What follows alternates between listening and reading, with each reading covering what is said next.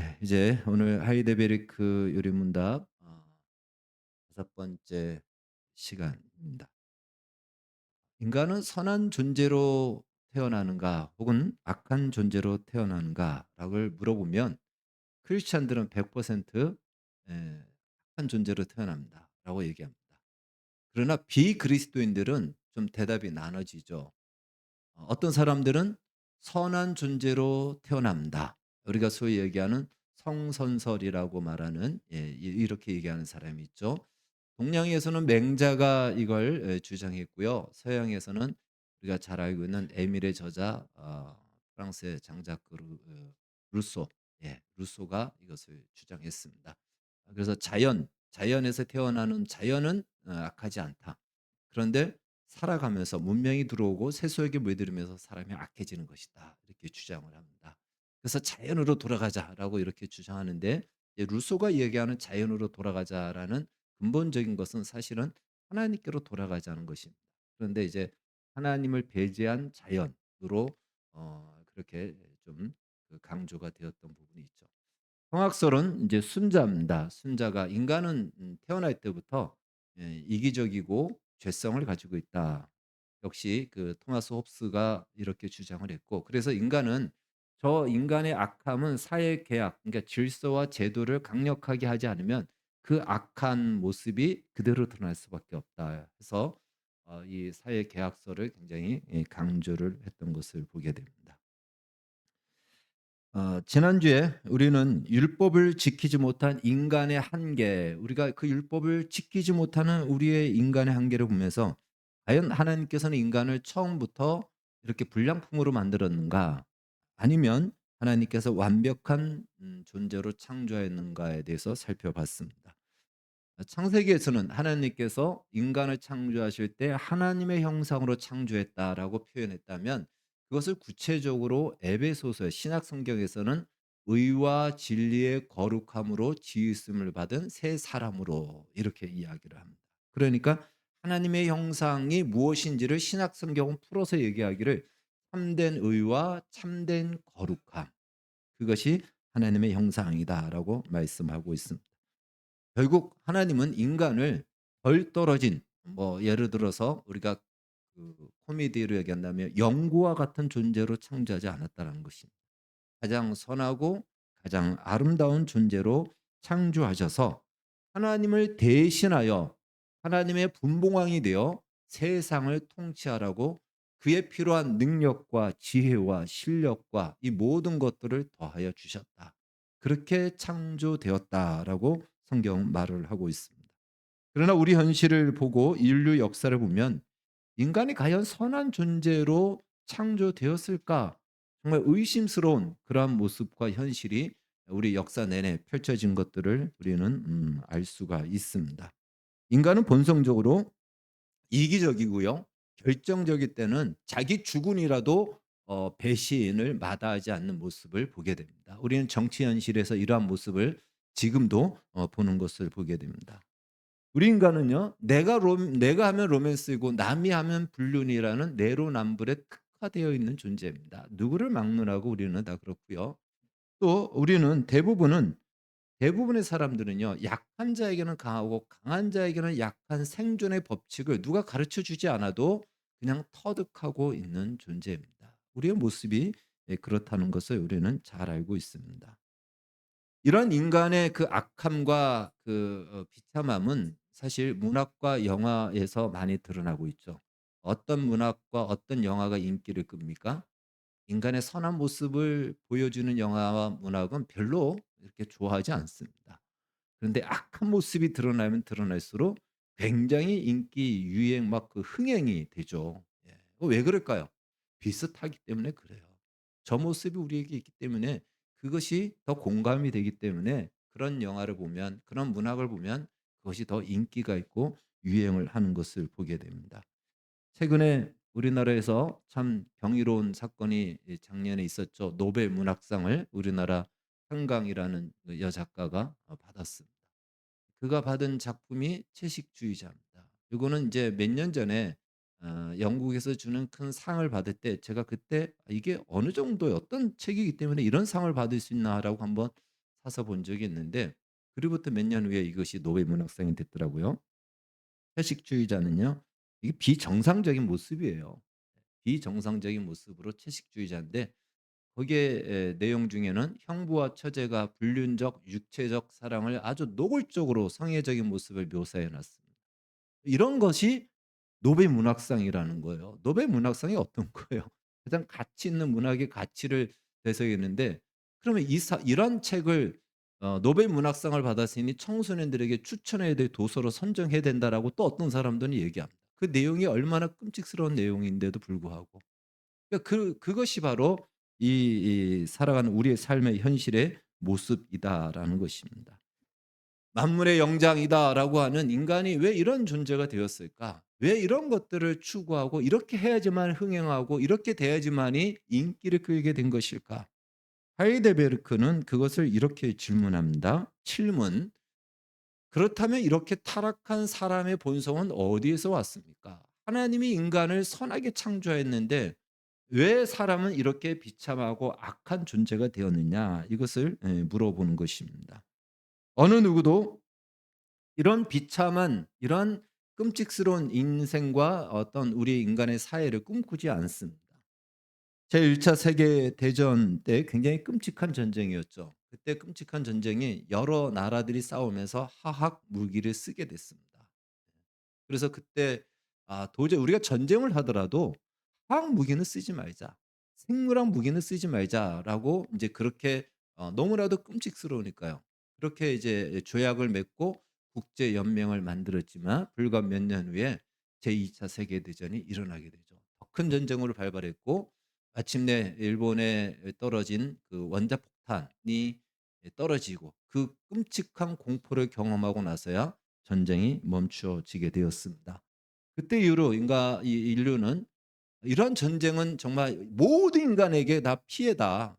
그래서 국제 연합 유엔이라는 기구를 만들었습니다. 그러나 유엔이 만들었지만 그 뒤로 전쟁이 안 일어났습니까? 최근까지 지금도 전쟁을 하고 있죠. 그리고 그때 인간의 존엄함을 지키기 위해서 만들어졌던 이 유엔은 오늘날 어떻게 우리에게 강조합니까? 동성애가 인권이니 그 인권을 받아들이라 하고 그걸 받아들이지 않는 나라는 인권 점수를 팍팍 깎아서 인권이 아주 낮은 점수의 나라로 선정을 하는 그러한 상황이 되어 버렸습니다. 그러니까 아무리 선한 의도와 계획을 가진다 할지라도 인간의 그 악함은 그걸 악용하지 결코 선용하지 못한다. 왜? 그걸 사용하는 인간 자체가 악한 존재이기 때문에 그렇습니다. 교육의 효과 중에 충격요법이 있죠. 예를 들어서 어린아이들 아기들한테 애들이 뜨거운 불에도 막 가니까 한 번은 경험을 시켜 주잖아요. 손을 갖다가 불 근처에 갖다 대면 "아 뜨." 하면은 이게 얼마나 뜨겁다라는 걸 경험해서 그 뒤부터는 "아 뜨."만 해도 아예 근처에 가지 않습니다. 전쟁이 얼마나 끔찍스러운지를 우리 모두가 경험했음에도 불구하고 그 전쟁을 진절히 치면서도 불구하고 여전히 오늘날에도 전쟁은 일어나고 있고 모든 나라는 전쟁을 대비해서 더 크게 국방력을 키우고 있는 것이 현실입니다.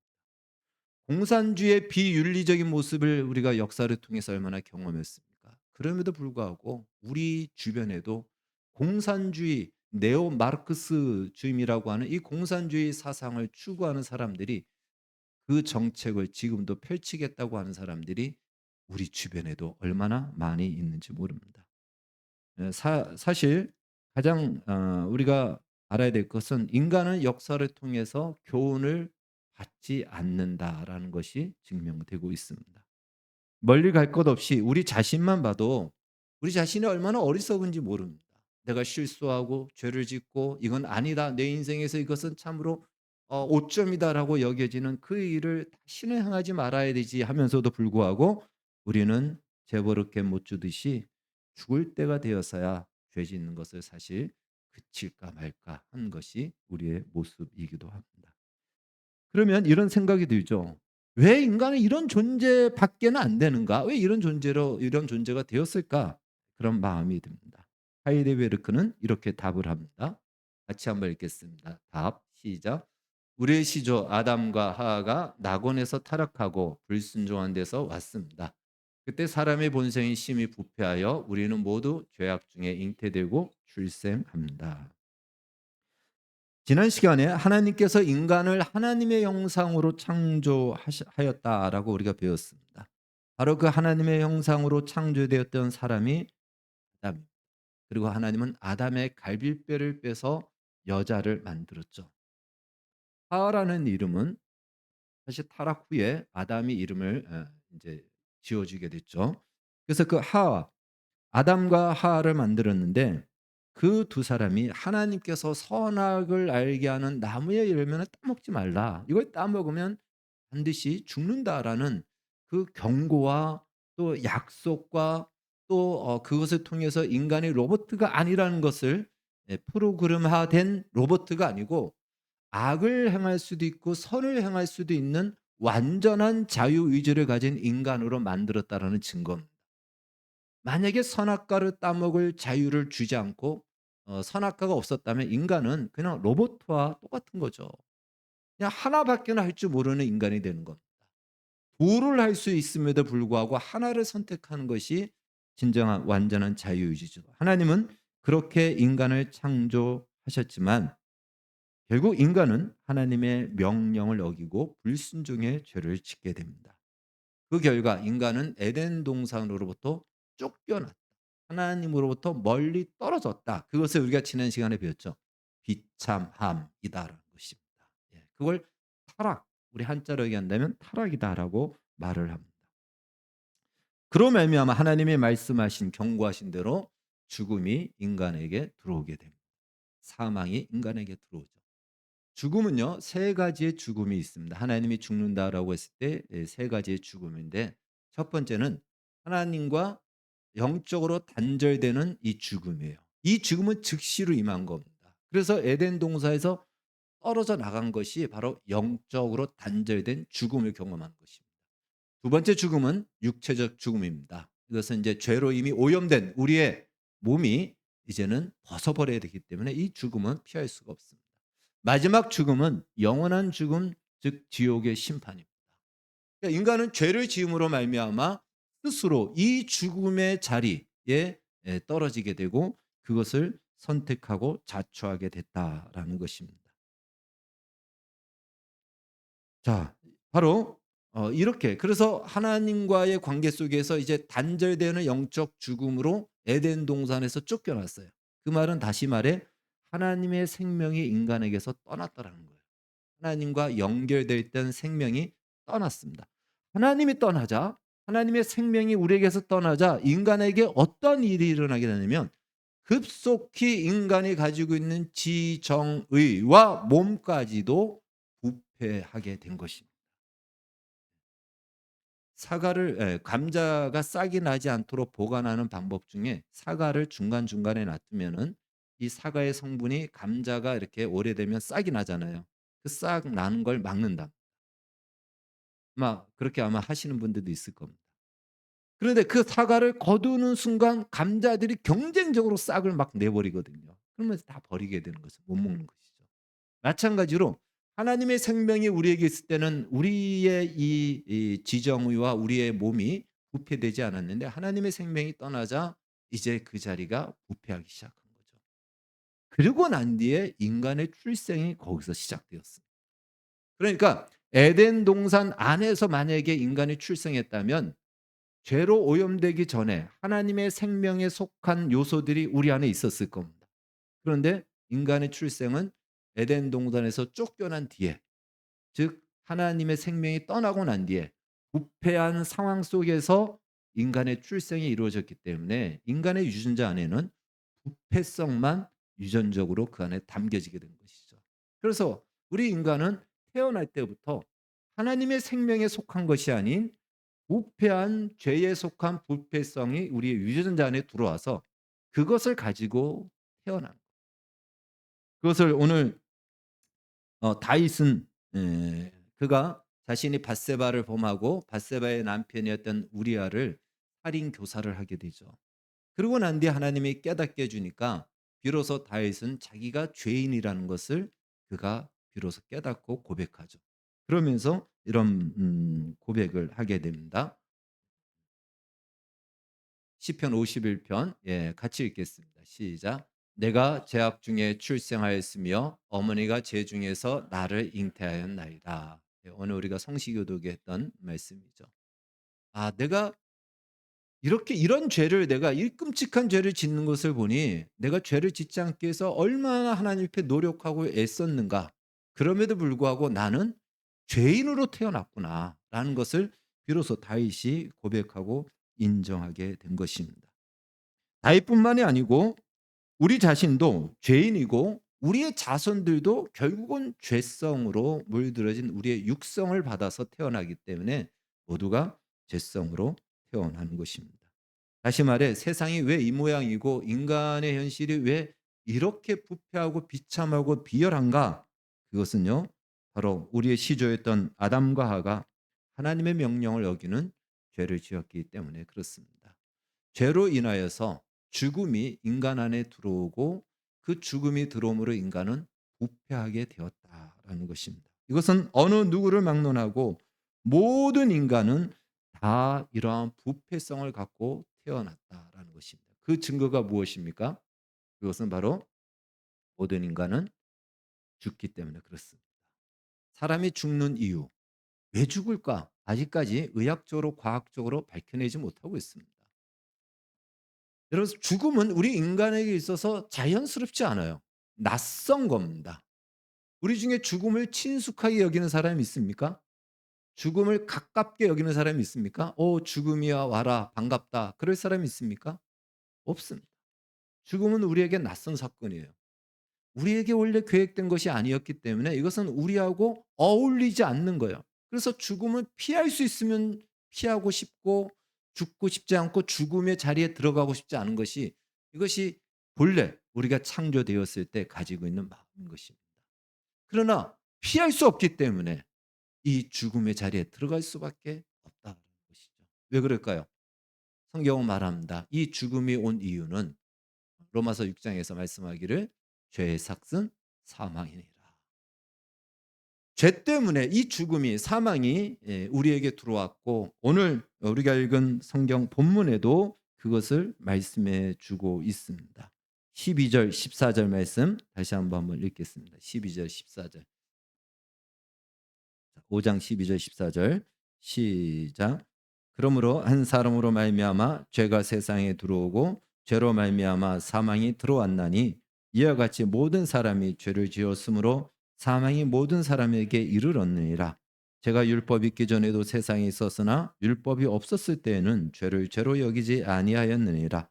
그러나 아담으로부터 모세까지 아담의 범죄와 같은 죄를 짓지 아니한 자들까지도 사망의 왕노릇하였나니 아담은 오실자의 모형이라.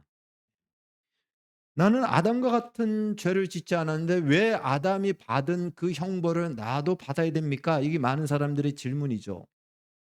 근데 왜 그렇다고요? 아담의 부패한 상태에서 인간의 출생이 이루어졌기 때문에 우리는 그 부패성의 유전자를 우리 안에 담고 있기 때문에 그렇습니다. 그래서 모든 사람은 죄성을 가지고 태어났고 그래서 그 죄의 값으로 죽는 것입니다.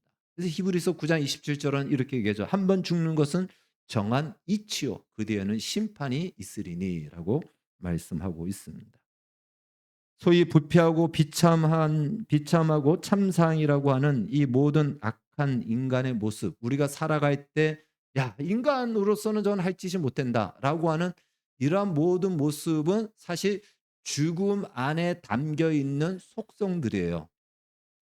죽음이라는 동굴에서 스며 나오는 죽음의 그림자, 죽음의 조각들, 마치 퍼즐이 한 조각처럼 그 한 조각들이 죽음의 동굴에서 이 땅으로 흘러나와 우리의 인생 속에 살아가는 모든 모습이 악한 퍼즐을 완성하는 것과 같은 겁니다. 죽음의 편린이라고 말할 수 있겠죠. 그리고 마침내 그 죽음의 동굴 안으로 들어가는 것이 그 비참함, 부패함의 원상제라고 할 수 있는 죽음의 동굴 안으로 들어가야 되는 것이 인간의 운명이고 이 운명, 누구라도 이 운명은 벗어날 수가 없습니다. 물론 죄를 지었다고 해서 하나님이 우리에게 주신 재능과 우리에게 주신 능력과 우리에게 주신 그 어떤 지혜가 다 걷어간 것은 아닙니다. 제한적이지만 여전히 그 지혜, 그 능력, 그 재능은 우리 인간에게 있는 것입니다. 그래서 우리가 성경에 나와 있는 창세기 11장에 보면은 바벨탑을 죄인임에도 불구하고 바벨탑을 지을 만한 기술과 능력을 인간이 가지고 있는 것을 보게 됩니다. 근데 사실 능력이나 재능이나 지혜나 이 모든 것은요, 목적을 이루기 위한 하나의 수단과 도구입니다. 그 자체는 선하고 악한 것이 아니에요. 돈도 마찬가지입니다. 돈도 선하고 악한 것이 아닙니다. 그것은 그냥 도구일 뿐이에요. 선한 목적을 가지고 있으면 선한 것으로 사용되어지는 것이고, 악한 목적으로 쓰게 되면 그것은 악한 도구가 되는 겁니다. 사람을 살리는 것이 될 수도 있지만 사람을 죽이는 것으로 사용될 수도 있는 것이죠. 중요한 것은 그 도구를 사용하는 인간의 마음이, 인간의 상태가 어떠한 상태냐. 부패한 상태로 살아간다면 그 모든 것들은 악한 도구가 될 것이고, 이제 그것이 하나님이 창조한 형상을 회복하여 그 목적으로 살아간다면 그것은 정말 더할 나위 없이 귀하고 정말 아름답고 유익한 도구가 될 것입니다. 하나님의 생명이 있을 때는 이 모든 도구는 하나님을 위한, 하나님의 영광을 위한 방향과 목적을 가지고 있었습니다. 그 말은 다시 말해 바로 하나님의 풍성함이 온 세상에 흘러가는 것으로 사용되어지는 중요한 중간의 통로였다라는 것이죠. 그러나 하나님의 생명이 떠나자, 지난주에 살펴본 것처럼 로마서 1장에 어떤 일이 있었습니까? 라고 했을 때 우리의 지각이 이지러져서 하나님이 아닌 것을 하나님으로 섬겼다라고 했죠. 그리고 정상적이지 않은 것을 인간은 그것으로 만족과 유익, 그것을 즐거움으로 삼았다고 했지 않습니까? 바로 하나님의 생명이 떠나자 우리에게, 인간에게 있는 그 많은 것들은 다 이러한 것들로 사용되기 시작한 겁니다. 그래서 하나님이 아닌 것을 하나님으로 섬기는 것에 모든 것을 동원하여 인생 전체를 바쳐서 우상을 숭배하고 하나님을 대적하는 자리에 자신의 인생에 목적을 두고 살아가는 것을 우리는 우리 주변에서도 충분히 보게 된 것입니다. 그렇기 때문에 이제 하나님의 형상으로 지음받았다. 이 말을 우리식으로 얘기한다면 뭐라고 얘기했었냐면 구원받았다라는 거예요. 여러분, 내가 구원받았다. 이 말은 하나님의 형상으로 새롭게 창조되었다. 이 뜻이에요. 이 별개가 아닙니다. 구원받고 창조되는 것이 아니고 구원받았다라는 것은 하나님의 형상으로 창조되었다라는 거야. 에베소서에서 그렇게 말씀하는 겁니다. 그래서 구원받았다면, 하나님의 형상으로 새롭게 재창조되었다면 이제 그것으로 멈출 것이 아니고 우리의 삶의 방향과 목적도 새롭게 설정되어야 된다는 거예요. 구원받기 전에는 이 모든 하나님이 아닌 어두워져서 나를 위해서, 또 세상의 어떤 것을 위해서 살아갔다면 이제는 우리의 삶의 목표와 방향이, 내가 살아가는 삶의 그 방향의 초점이 하나님의 영광을 위한, 그 하나님의 영광을 위한 것이라면 하나님의 풍성함이 나를 통하여 온 세상에 흘러가게 하는 거예요. 그것이 하나님의 영광입니다. 세상이 나를 통하여 그 하나님의 영광의 복됨과 그 아름다움과 그 가치를 같이 경험하며 같이 누리며 같이 동참하게 하는, 바로 그 일에 우리가 정조준하는 이 방향 설정이 새롭게 우리에게 조정되어야 된다라는 것입니다. 저는 그래서 여러분 모두가 이제 남아있는 우리 인생의 목표와 방향이, 그 관역이 하나님이 되기를 축복합니다. 그리로 향하여 우리의 인생의 방향이 나아가야 된다는 것이죠. 우리의 인생 속에 허락된 모든 재능과 실력과 기회가 펼쳐질 때마다, 다시 말해 우리가 말하고 행동하고 선택하고 판단하고 결정하는 이 모든 우리의 삶의 방식이, 우리의 가치의 그 기준이 세상이 아닌 예수 그리스도를 기준으로 삼아 판단하고 결정하고 나아가야 된다는 것입니다. 그것을 사도 베드로는 이렇게 말하고 있습니다. 같이 한번 읽겠습니다. 시작. 만일 누가 말하려면 하나님의 말씀을 하는 것 같이 하고 누가 봉사하려면 하나님이 공급하시는 힘으로 하는 것 같이 하라. 이는 범사에 예수 그리스도로 말미암아 하나님이 영광을 받으시게 하려 함이니 그에게 영광과 권능이 세세에 무궁토록 있느니라. 아멘. 바로 저것이 우리가 구원받은 증거요 하나님의 영상으로 새롭게 지음을 받고 창조되었다라는 바로 그것이 우리의 모습이고 하나님의 백성이라는 증거며 하나님이 세상을 통치하는 방식이고 하나님을 대신하여 분봉함으로써 이 세상을 통치해 나가는 우리의 모습이어야 된다라는 것입니다.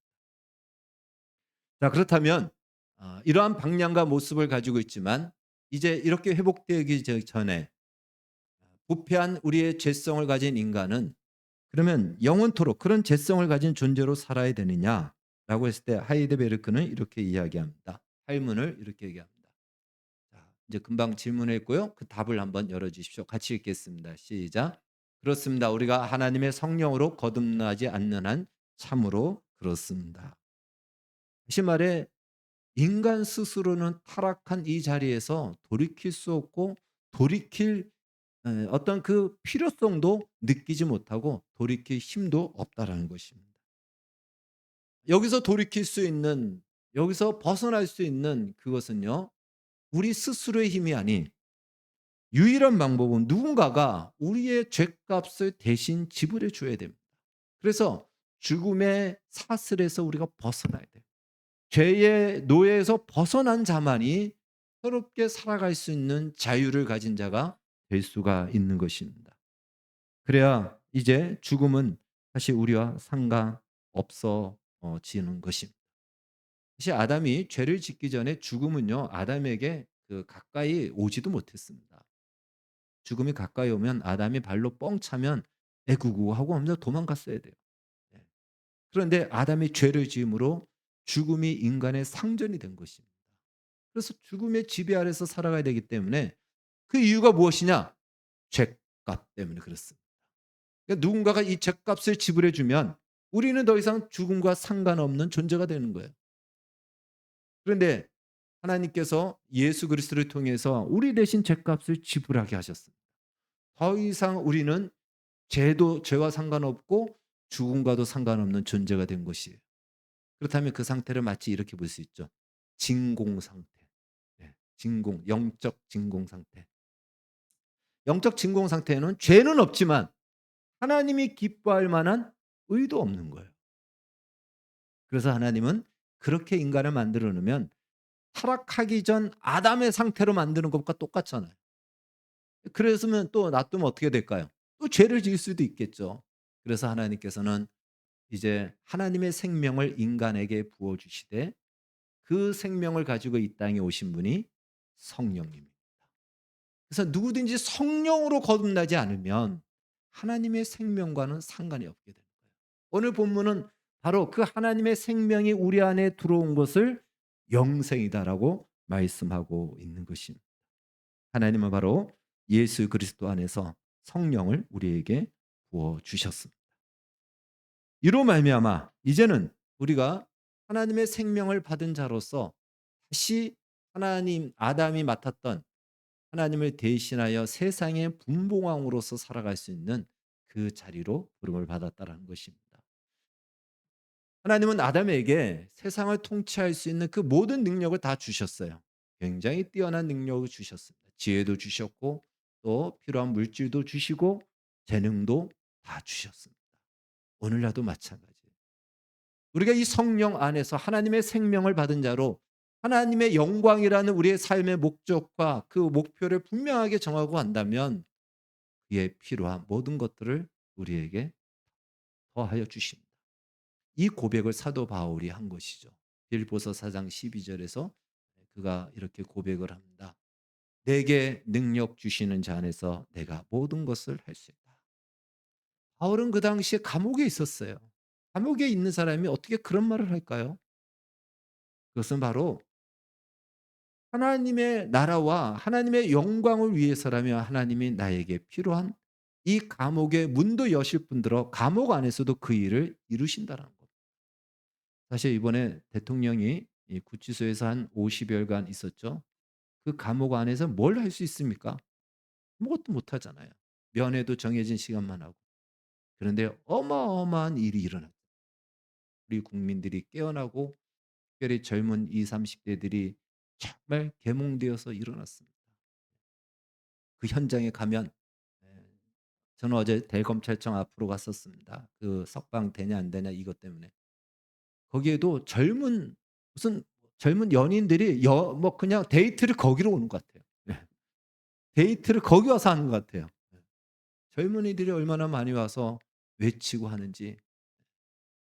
어제는 집회가 세이브 코리아 광화문 쪽으로 다 나눠져서 거기는요 그냥 각계 전투로 온 거예요. 그래서 아무것도 없는 상태에서 저쪽 사람들은 그 막 마이크에다가 음향 스피커를 대고 막 하는데 그거 이기기 위해서는 육성으로 소리 지르서 그걸 잠재워야 되기 때문에 막 목에 쉴 정도로 외치고 예 그렇게 하면서 점령을 해 버렸습니다 그냥 거기를. 얼마나 많은 일을 했는지 몰라요. 많은 젊은이들이 깨어나고 많은 학자들도 깨어나고 교회들도 깨어나고 예 하나님이 하시는 거죠. 바로 그겁니다. 내게 능력 주시는 자 안에서 우리가 그 목적을 가지고 하려고 한다면 하나님이 그 일을 이루시겠다라는 것입니다. 그것 자체가 이미 세상과 다르다라는 분명한 증거인 것이죠. 따라서 비록 인간 스스로가 타락을 자초하였지만 하나님께서는 그런 우리를 내버려 두지 아니하시고 예수 그리스도를 보내어 우리의 죄값을 지불하게 하셨고 성령으로 거듭나게 하심으로 다시 하나님의 영광을 위해서 살아갈 수 있는 자격과 조건과 기회를 우리에게 주셨습니다. 그것을 오늘 성경은 영생이다라고 이렇게 말을 하고 있습니다. 이제 우리가 이 말씀을 통해서 다시 한번 확인해야 될 것은 이 세상은 사실 하나님을 보기를 예수님의 재현을 기다리고 있습니다. 사실 세상이 그토록 요구하는 것이 무엇일까요? 우리 안에서도 확인될 수 있잖아요. 예수님을 요구합니다. 근데 우리가 완벽한 예수님의 모습을 재현하지 못하니까 너무 힘드니까 그렇게 사는 것을 우리가 포기하는 거예요. 그런데 한순간이라도 어쩌면 이중적으로 보인다 할지라도 여러분 괜찮습니다. 오늘 이런 모습 보이고 내일 다른 모습 보인다 할지라도 괜찮습니다. 힘써 애써 예수님이 말하는 것처럼 말하고 예수님이 보일 수 있는 그 모습을 우리의 삶을 통해서 살아낸다면 세상은 그 우리의 한 모습을 보고 예수님이 이 땅에 오신 것 같이 보게 될 것이며 그래서 하나님이 주신 그 생명과 자유와 그 존귀함과 그 가치를 맛보게 되어 그도 그 자리에 나오게 된다는 것입니다. 그것이 이제 성령으로 새 생명을 받은 우리가 살아가야 될 우리의 삶의 모습인 것입니다. 이번 탄핵 반대로 해서 수많은 사람들이 광장에 나왔죠. 광화문에 여의도에 그리고 곳곳에 모였습니다. 어제 강남에 그냥 그 전철역 근처에서도 모여서도 하고요. 예, 거기 젊은이들 많으니까 그냥 그 자리에서 하는 사람도 있고 이름 없이 각처 광장에서 나와 목소리를 높였습니다. 한번 사진 한번 보여주시죠. 예, 저 여의도에 저기 광화문에 모였던 그 수많은 아마 사진들 많이 봤을 겁니다. 어떤 사람이 저 사진을 보이면서 이렇게 쓴 글을 제가 봤습니다. "오늘 나는 나라를 구하기 위해 모인 저 많은 군 중에 점 하나로 존재하는 영광을 누렸다." 저렇게 많이 모였으니 누가 누군지 누가 알아주고 누가 알겠습니까? 그러나 저 모임으로 나라를 구할 수 있다면 그중에 점 하나로 존재한다 할지라도 그것은 내 일생의 영광이다. 이런 고백을 한 것을 보게 됩니다. 여러분 토요일마다 저 광화문에 가는 사람들 쉽지 않죠. 자기 돈 들여서 가야 되고 자기 시간 버려야 되고 다른 약속할 수 없고 추운 날에도 가야 되고 뭐 간다고 누가 환영해 주는 것도 아니고 알아주는 것도 아닙니다. 그러나 나라라는 그 가치, 자유라는 그 가치 때문에 저것을 마다하지 않고 갔다라는 것이죠. 그리고 그 자리에 있을 수 있었던 것은 오히려 영광이었다라고 이렇게 이야기합니다. 마찬가지로 우리 중에 예수 그리스도를 목적으로 하나님의 영광을 위해서 살아가는 우리의 모습을 세상 그 누구도 알아주지 않을 겁니다. 오히려 조롱하기도 하고 또 "왜 그렇게 사냐? 왜 주말에 저기 나가냐?" 하듯이 아마 놀리기도 할 것입니다. 어쩌면 우리의 인생 전체를 다 들여서 동원해서 그것을 위해서 살아갑니다. 세상은 아무도 환영하지 않고 인정하지 않을 것입니다. 그러나 하나님 나라, 영원한 하나님의 나라를 위해서 하나님께서 부르시고 하나님께서 행하시고자 하는 그 목적과 그 뜻을 가지고 살고자 하는 한 사람, 그 한 사람을 찾는 그 자리에 우리가 점 하나로서 존재한다면 그것 자체가 하나님 나라를 위해서 살아갔다라는 그 아름다운 영광의 흔적이 될 것입니다. 스스로 타락하여 절망과 죽음의 그 굴레 속에 살 수밖에 없는 우리에게 하나님께서는 다시 기회를 주셨습니다. 성령을 주셨고 생명을 주셔서 이제 우리의 인생이 하나님이 기뻐하는 그 가치로 그 자리로 부르고 있습니다. 우리가 한 번에 완벽한 모습으로 설 수는 없지만 한 걸음 한 걸음 한 번 일어서고 넘어진다 할지라도 우리가 한 번 일어섰을 때 그 모습을 하나님은 기억하시고 그 모습을 보고 죽어 있는 한 사람이 주께로 나오는 그 역사를 일으킬 것입니다. 그러면 내가 무엇이 간데 하나님 나를 통해서 이 놀라운 일을 행하십니까? 이것이 우리의 고백이 될 것입니다. 그 부르심으로 그 자리로 기뻐함으로 기쁨으로 나아가며 살아가는 우리 모두가 되기를 주의 이름으로 축원합니다. 기도하겠습니다. 주님 감사합니다. 스스로 타락하여 아무런 소망과 희망이 없던 우리에게 하나님 살려주는 것만도 감사한데 하나님 나라를 위해서 살 수 있는 기회를 주셨습니다. 세상은 아무도 알아주지 않지만 영원한 나라에서는 이것이 얼마나 아름답고 귀하고 칭찬할 만한 것인지 우리는 알고 있습니다. 우리의 남은 생애가 세상은 다 자기를 위해서 살아가지만 하나님 나라를 위해서 믿음으로 우리의 발걸음을 내딛기를 힘쓰게 해주시고 그러한 우리의 손짓 발짓 하나를 통해서 하나님 나라가 세상 가운데 증거되고 흘러가게 하여 주시옵소서. 예수님의 이름으로 기도하옵나이다. 아멘.